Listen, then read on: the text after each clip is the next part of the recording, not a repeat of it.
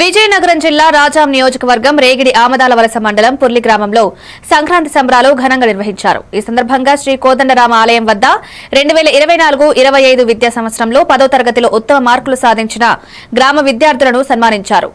బుడుమూరు సాయి కీర్తన, పప్పల సంజీష, కంది శ్రీవల్లి మొదటి 3 స్థానాలు సాధించారు. చిన్న పిల్లలు, మహిళలు, పురుషుల కోసం వివిధ క్రీడా సాంస్కృతిక పోటీలు నిర్వహించి విజేతలకు గ్రామ భజన బృందం బహుమతులు అందజేశారు.